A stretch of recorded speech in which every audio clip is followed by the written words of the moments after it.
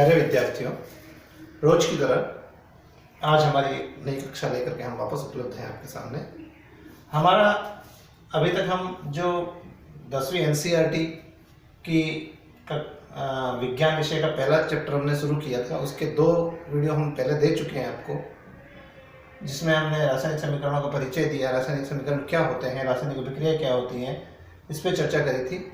एक वीडियो में हमने रासायनिक समीकरणों को संतुलित करना बताया था, हमने उसमें कैसे संतुलित किया जाता है ये बता दिया था। 2 एग्जाम्पल हमने वहाँ दे दिए थे।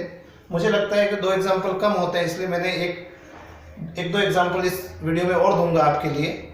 इसके बाद हम रासायनिक समीकरणों में किन संकेतों का प्रयोग होता है, उन संकेतों को कैसे समझे, इस टॉपिक पे भी चर्चा करेंगे। यह कार्य सदा चलता रहेगा, कोरोना कुछ भी करे, लेकिन हम तो पढ़ाई करते रहेंगे, हम रुकने वाले नहीं हैं, हमारी पढ़ाई चलती रहेगी। ठीक है, आप मेरे साथ जुड़े रहें। मेरा एक चैनल मैंने जो बनाया है easy way learning, easy way learning नाम से ही आपको समझ में आ रहा होगा कि मेरा टारगेट है कि बच्चे को, विद्यार्थियों को या पढ़ने वाले को बिल्कुल आसान तरीके से ऐसे समझाया जाए, सरल से सरल तरीके से, ताकि उसको पढ़ने में कभी समस्या नहीं आए, वो बार बार वीडियो को देखकर ही सीख ले। वो जहाँ बैठा है, जहाँ जैसी स्थितियों में वो सीखना चाहे वो सीख ले। इसलिए इस इजी वे लर्निंग को आप सब्सक्राइब करना ना भूलें। इसको सब्सक्राइब करेंगे तो ये चैनल कोई सिर्फ विज्ञान के वीडियो ही नहीं देगा आपको। अब धीरे धीरे हम इसमें अंग्रेजी के वीडियो भी जोड़ेंगे, हम अलग अलग और फैकल्टीज को जोड़ेंगे, और हमारे पास दूसरे विषय के भी वीडियो, गणित के भी आ सकते हैं आपके इसमें, इसके भी आएंगे, कंपटीशन तैयारियों के भी आएंगे, वीडियो आते रहेंगे आपके पास। यह कार्य चलता रहेगा। आपकी पढ़ाई जारी रखें इजी वे लर्निंग के साथ, और इसको सब्सक्राइब करें, लाइक करें, अपने फ्रेंड्स को भी कहें, उनको शेयर करें कि ये ऐसा चैनल चल रहा है। ठीक है, अब मैं अपना टॉपिक शुरू करता हूं। देखिए, रासायनिक समीकरणों को संतुलित करना हमने देख लिया था कैसे करते हैं। मैं 1-2 एग्जांपल से और आपको क्लियर कर देता हूं ताकि आपको परेशानी नहीं हो। कई बार जैसे परीक्षा में प्रश्न पूछते हैं, परीक्षा में एग्जामिनर ये भी देखना चाहता है कि इस विद्यार्थी को वास्तव में पता है कि नहीं, मुझे क्या करना है, क्या करना है या नहीं करना है। इस पे भी अगर वो डिसीजन ले सकता है कि नहीं, ये भी देखा जाता है। पेपर में प्रश्न इस हिसाब से बनाना चाहते हैं कि विद्यार्थी को डिसीजन लेने की क्षमता है या नहीं, उसमें ये भी देखा जाता है। तो देखो, ऐसा ही एग्जाम्पल हमारे इस पुस्तक के अभ्यास प्रश्नों में भी दिया हुआ है। तो उस प्रश्न को हम लेते हैं। समीकरण को संतुलित करने के लिए दिया गया है कि निम्नलिखित समीकरणों को संतुलित कीजिए। उसमें समीकरण दे रखा है, देखिए आप, NaCl sodium chloride plus AgNO3 gives out, देता है AgCl silver chloride plus NaNO3 sodium nitrate. इनके नाम भी मैं बोलता रहूंगा, आप याद रखें। NaCl क्या है? Sodium chloride. ये भी प्रश्न पूछा जाता है कई बार कि इस सोडियम क्लोराइड का सूत्र लिखिए, आपको लिखना है NaCl। आपको पूछे इसका सामान्य नाम क्या है, तो नमक। AgNO3 silver nitrate, silver nitrate का सूत्र लिखिए, परीक्षा में आ जाता है। आपको सिर्फ AgNO3 लिखते ही 1 नंबर मिलता है। AgCl तो यह है सिल्वर क्लोराइड, और NaNO3 सोडियम नाइट्रेट। इस तरह से ये नाम भी हमें पता होने चाहिए। मैं आपके लिए या सुविधा के लिए लिख भी दूं ताकि आपको याद रखें। सोडियम क्लोराइड, ठीक है। इधर है, ये वाले का मैं नाम लिख रहा हूं, सिल्वर नाइट्रेट। ये है सिल्वर क्लोराइड। Cl लगा है तो क्लोराइड। अब यहाँ पे सिल्वर के साथ नाइट्रेट ग्रुप लगा था, सिल्वर नाइट्रेट, और सिल्वर के साथ क्लोरीन लग गया तो सिल्वर क्लोराइड। इसी तरह से पहले सोडियम के साथ क्लोरीन था इसलिए सोडियम क्लोराइड था, लेकिन अब सोडियम के साथ नाइट्रेट लग गया तो सोडियम नाइट्रेट। सोडियम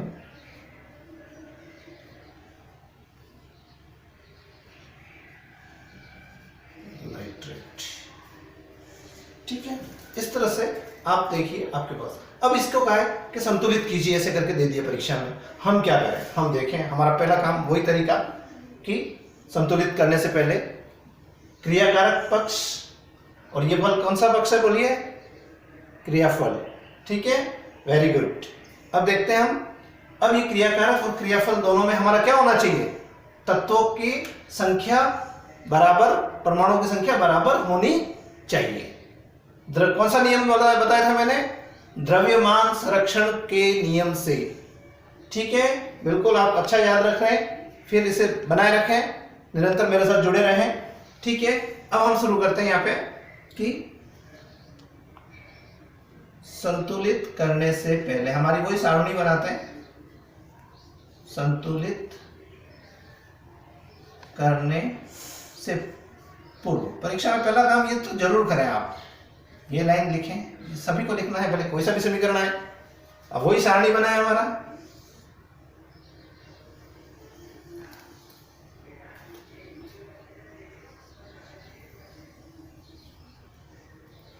अब यहाँ पे मैं लूंगा, इतनी बड़ी भी कोई जरूरत नहीं है, आप जो बन जाएगी, कोई खास बात नहीं है, ये हटा दें हम। क्या लिखेंगे बोलो यहाँ पे, देखिए आपने परसों वाले रजिस्टर को खोल के देखिए, हमारे पहले वाली क्लास का तत्व, ठीक है। फिर यहाँ क्या लिखेंगे, कौन सा बॉक्स लिख बोलिए, क्रियाकारक, वेरी गुड। इधर क्रियाफल, बहुत अच्छा, ऐसे ही सीखते रहें आप, ठीक है। ये क्रियाफल। अब क्रियाकारक में देखते हैं कौन कौन से तत्व हैं। पहला तत्व कौन सा है, सोडियम, वेरी गुड। दूसरा तत्व कौन सा है, Cl। पहले हम जो Cl, फिर क्या है, Ag, अर्जेंटम भी कहते हैं इसको, चांदी, समझ में आ रहा है, ये सिल्वर है, चांदी हमारी भाषा में अर्जेंटम कहते हैं, इसका लैटिन नाम क्या है, अर्जेंटम, इसीलिए इसको संकेत क्या दिया है, Ag दिया हमने। नाइट्रोजन और सबसे नीचे ऑक्सीजन, ओके, दिख रहा है आपको, यहां तक नीचे बोर्ड पे दिख रहा है, बिल्कुल, वेरी गुड। अब हम देखते हैं यहां पे Na कितने हैं, एक, ठीक है, क्रियाकारक में एक ही Na है। Cl कितना है, एक। Ag कितना है, एक। N कितना है, एक। O कितने हैं, तीन, NO3, O3, ठीक है, O3 है। अब इधर क्रियाफल में देखें, Ag कितना है, एक। तो इसमें सोडियम का तो सॉरी, Ag कहाँ गया, Ag के सामने लिखेंगे एक, एक। Cl कितना है, एक, Cl के सामने भी एक, छोटा कर देना पड़ेगा क्योंकि ऊपर और आएगा अभी, एक, एक। सोडियम कितना है, एक, एक, एक, एक, तीनों, ठीक है। चौथा क्या है हमारा, नाइट्रोजन, कितना है यहाँ पे, एक। ऑक्सीजन कितना है, तीन। अब क्या संतुलित करें बताइए आप, हमने अभी पहले की स्थिति दी, हमें ये सवाल दे दिया, जबकि ऑलरेडी ये तो सभी तत्व एक दूसरे के बराबर हैं। देखिए आप, ऑक्सीजन 3 तो ऑक्सीजन 3, इधर सोडियम 1 तो सोडियम 1, क्लोरीन 1 तो क्लोरीन 1, Ag इधर भी 1 इधर भी 1, और नाइट्रोजन इधर क्रियाकारक में भी 1 और क्रियाफल में भी 1। इस तरह से हमने देखा ये समीकरण पहले से ही संतुलित है, सिर्फ परीक्षा में हमें एक लाइन लिखनी है, यह समीकरण पहले से ही संतुलित है, इसे संतुलित करने की आवश्यकता नहीं है। और आपका 1 या 2 नंबर आ गए। तो ये भी देखा जाता है। नहीं तो क्या होता है, बच्चा सोचता है संतुलित करने के लिए दे रखा है, इसका मतलब मुझे करना ही करना है, कुछ ना कुछ इधर डाल देगा और पूरा समीकरण उलझ के रह जाएगा। इसलिए आप कुछ भी नहीं करें, ऐसा अगर आता है तो आप पूरा कॉन्फिडेंस रखें, धीरे धीरे आराम से ऑब्जर्व करते हुए काम करें सारणी बना के, तो कभी गलती नहीं होगी। आगे चले हम एक एग्जाम्पल और ले लेते हैं ताकि आपकी प्रैक्टिस अच्छी हो जाए। ठीक है, मैं नया समीकरण लिख रहा हूं।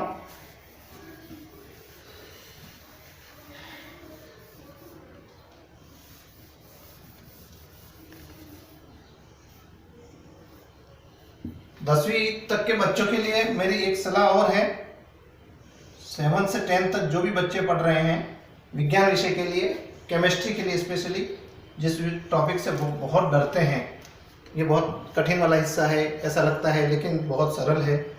आप 1 से 20 तक के आवर्त सारणी में जो तत्व दे रखे हैं, हाइड्रोजन से लेकर के hydrogen, helium, lithium, beryllium, boron, इस तरह से 20 तत्वों को पक्का याद कर लें। उनके नाम, उनके संकेत आपकी किताबों में दे रखी हैं ये सारणियाँ। नहीं होगी तो हम अगले किसी वीडियो में आपको उसकी एक लिस्ट भी दे देंगे, PDF भी दे देंगे, तो आप उसको जरूर पढ़ें, देखें। हम पेज नंबर भी बता देंगे किताब का, आपके आवर्त सारणी वाला पार्ट है उसमें भी दे रखे हैं 1 से 20 तक के तत्वों को देखें, परमाणु क्रमांक 1 से 20 तक के, उनके नाम और सब कुछ दे रखा है। उससे आपको 10वीं तक का काम लगभग कंप्लीट हो जाएगा, आपको परेशानी नहीं आएगी और आप पूरा कर पाएंगे। ओके, अब चलते हैं। देखो मैं क्यों इसलिए कह रहा था कि समीकरण आया BaCl2 प्लस, देखो इसको क्या कहेंगे, Ba तत्व, मैंने इसलिए कहा था तत्व का नाम याद होना चाहिए, बेरियम, और Cl का क्लोरीन 17 नंबर पे, तो बेरियम क्लोराइड क्या कहेंगे, ये क्या है। अपन भी नाम थोड़ा सा सोच सकते हैं, थोड़ा हमारा बेरियम क्लोराइड, बेरियम क्लोराइड। इसके बाद हमारे पास है H2SO4, H2 हाइड्रोजन सल्फेट, लेकिन इसको सामान्यतः बहुत ज्यादा हम सल्फ्यूरिक अम्ल के नाम से जानते हैं, इसलिए मैं यहाँ सल्फ्यूरिक अम्ल लिख लेंगे, सल्फ्यूरिक अम्ल। ठीक है, इसके आगे हमारे पास क्या है तत्व, BaSO4,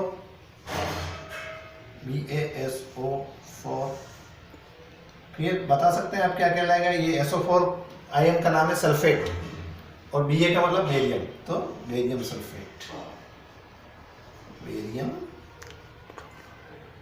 सल्फेट। फिर हमारे पास है HCl, ठीक है, इसको कहते हैं हाइड्रोजन हाइड्रो, क्लोरीन है तो क्लोरीन, हाइड्रोक्लोरिक, हाइड्रोक्लोरिक, और क्या है, अम्ल है, इसलिए इसका हम पीछे लिख देते हैं अम्ल, इसकी प्रकृति अम्लीय है इसलिए इसको हम अम्ल कहते हैं। ठीक है, अब संतुलित करने से पहले मैंने इसलिए इस लाइन को बार बार लिखा है, नहीं, सारणी मुझे मिटानी नहीं थी लेकिन मिटा दी, कोई बात नहीं, वापस बना देते हैं। ठीक है, कोई बहुत बड़ी बात नहीं है हमारे लिए। वही सबसे पहले क्या लिखूं, तत्व, क्रिया कारक, और इधर क्या है, क्रिया फल। समझ पा रहे होंगे आप आराम से। देखिए पहला तत्व है हमारा Ba, बेरियम, ठीक है, Cl, क्लोरीन, फिर है हाइड्रोजन,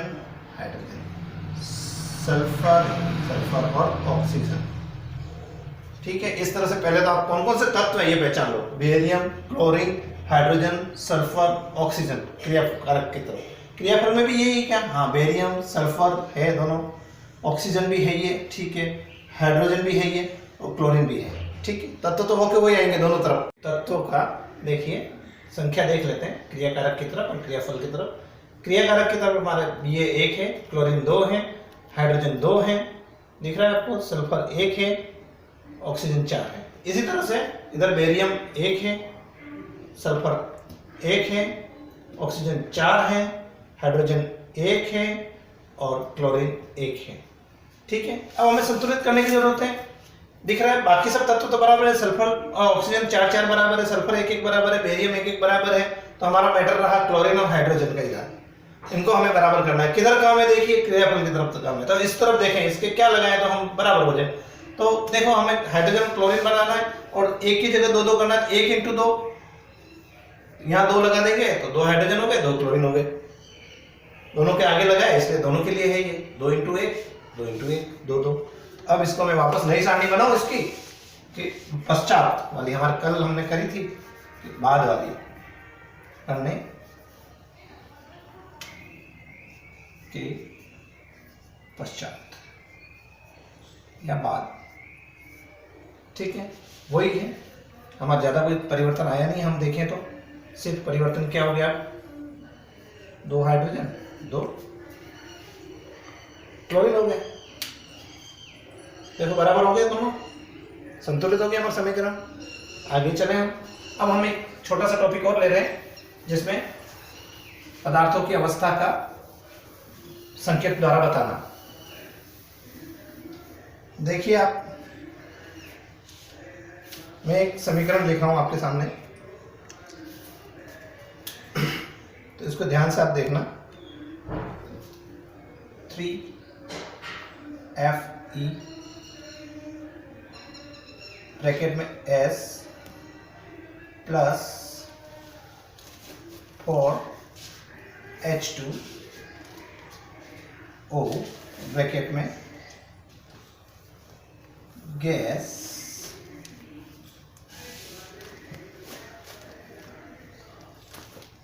Fe3O4, ओके, ब्रैकेट में S और फिर है प्लस और H2। अब देखें इस समीकरण में, हमने पहले समीकरण देखे अभी तक, हमने उसमें ये तो हमें समझ में आ रहा है कि Fe यानी लोहा है, ये जल है H2O, Fe3O4 फेरस ऑक्साइड है और ये हाइड्रोजन है। लेकिन इनके पीछे जो ये संकेत लिखे हुए हैं, ये क्या है, इनका क्या अर्थ है, ये कोष्टक में क्या है? तो कोष्टक में और कुछ नहीं है कि लोहा किस अवस्था में, किसी भी पदार्थ की 3 अवस्था हो सकती है अलग अलग तापमान पर और दाब पर। तो हमें यहाँ पे किस अवस्था में हम ले रहे हैं, तो यहाँ फेरस किस अवस्था में है, एस का मतलब है सॉलिड। अगर ब्रैकेट में एस लिख रखा है तो सॉलिड या ठोस, लोहा ठोस लिया है, आप ये संकेत समझे। यहाँ पे कोष्टक में गैस लिख रखा है, G4 गैस है, 3 अवस्थाएं होती है हमारी, तो गैस अवस्था। अब देखिए जल H2O का मतलब हम सब जानते हैं जल होता है, लेकिन यहाँ G लिख रखा है, इसका मतलब इसके जल की वाष्प ले रहे हैं हम जल, ठंडा जल नहीं ले रहे, पानी के रूप में नहीं ले रहे, यहाँ पे पानी के रूप में क्रिया नहीं करता है, ठीक है। और फिर वापस यहाँ S लिख रखा है, सॉलिड होगा जी। अगर कहीं कोष्टक में L लिख रखा है कोष्टक में, तो इसका मतलब होता है लिक्विड। यहाँ नहीं है लेकिन कई रिएक्शंस में होता है लिक्विड। कभी भी कोष्टक में AQ लिखा होगा, AQ का मतलब होता है एक्वस, AQUOUS, एक्वस का मतलब जलीय,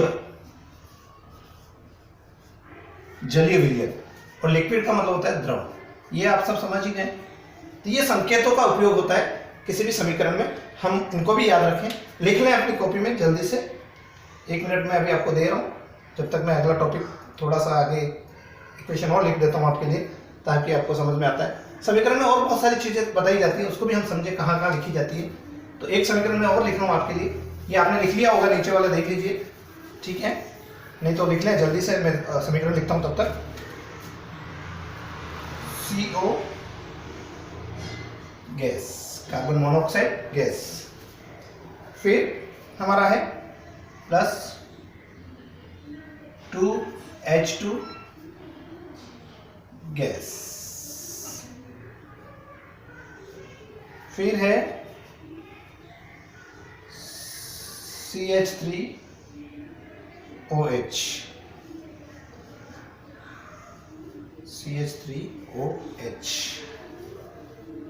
अल्कोहल,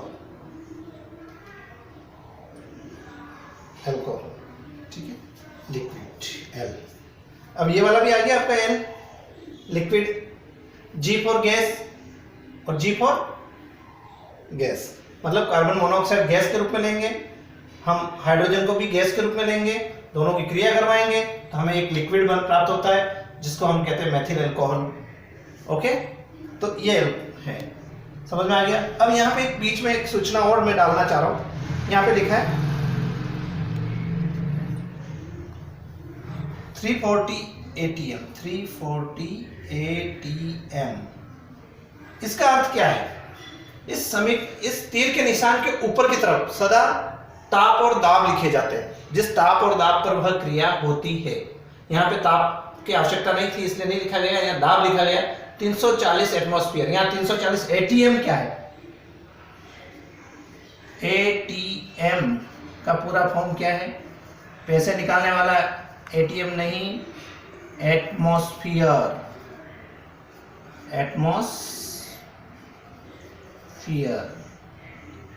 एटमॉस्फियर क्या है?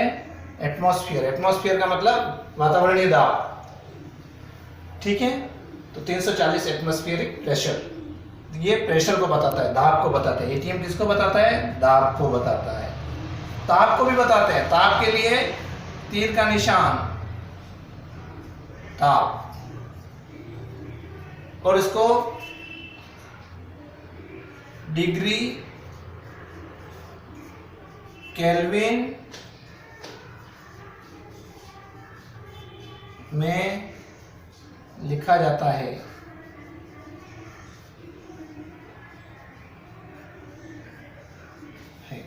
ठीक है, आपको ये समझ में आ गया। इसके नीचे क्या लिखा जाता है? नीचे ये अभिक्रिया कौन से उत्प्रेरक को, कौन सी चीज को डालने से बहुत जल्दी होने लग जाती है, तो उत्प्रेरक लिखे जाते हैं। तो यहाँ हम कई बार, यहाँ पे उत्प्रेरक काम नहीं आ रहा है इसलिए मैं नहीं लिखूंगा, लेकिन इस तीर के नीचे हम उत्प्रेरक को लिखते हैं। ताप और दाब, हम एक और बता दें, तीर के ऊपर क्या आएगा? ताप और दाब, और दोनों आ सकते हैं। ठीक है, और नीचे क्या आते हैं? उत्प्रेरक। क्या आते हैं नीचे? कौन से लिखे जाते हैं? उत्प्रेरक लिखे जाते हैं। एक अभिक्रिया और लिख करके मैं ये क्लास आपकी खत्म करने वाला हूं, आप देख लें, समझ लें। ये सब लिख दिया आपने। एटीएम का मतलब क्या है? Atmospheric pressure. ठीक है, ध्यान रखें, एटमॉस्फेयर, एटीएम का फुल फॉर्म है एटमॉस्फेयर। ठीक है, एटमॉस्फेरिक प्रेशर 340 एटमॉस्फेरिक प्रेशर। ठीक है, आगे चले हम।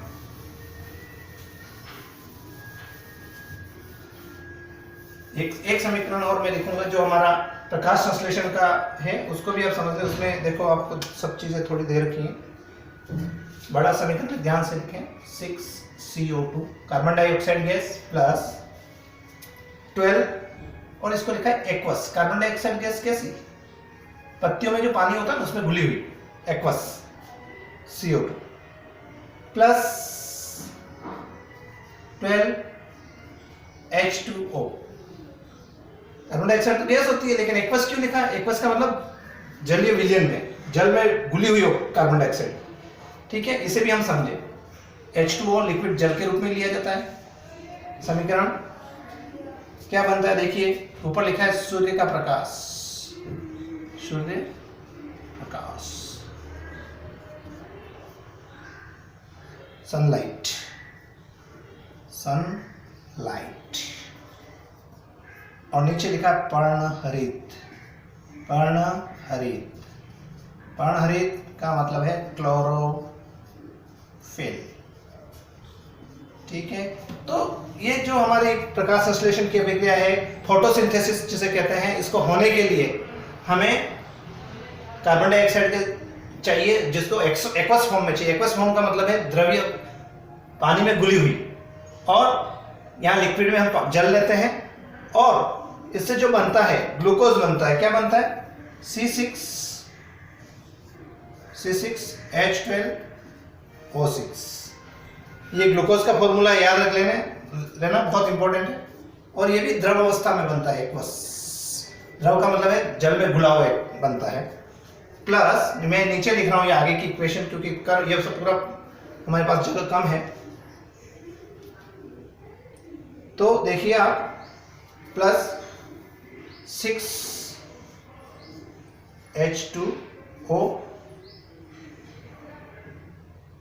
ठीक है, लिक्विड प्लस 6O2 गैस, ठीक है। अब इसमें एक ये भी ध्यान रखें, ये O2 ऊपर का मतलब बाहर निकलती है, ऊपर तीर का मतलब इस अभिक्रिया में गैस बाहर निकलती है, ठीक है, समझ में आ गया इसमें सब। तो अब यहाँ AQ का मतलब क्या है, एक्वस है, आपको मैंने बता दिया है, फुल फॉर्म लिखी हुई है, देख लीजिए। L का मतलब लिक्विड है, यहाँ पे एक्वस का मतलब जलीय विलयन है ना, और L का मतलब लिक्विड है, और ये ऊपर करने का मतलब यहाँ G भी लिख सकते हैं, गैस बनती है, G लिख के ऐसे तीर का निशान बताता है कि इसमें ये गैस ऊपर निकलती है, ठीक है। और भी इसके संकेत हैं, लेकिन हमारे 10वीं तक के लिए ये काफ़ी है। अभी हमारे जो इस चैप्टर में दे रखा है उसी तक में रहूँगा, सीमित रहूँगा।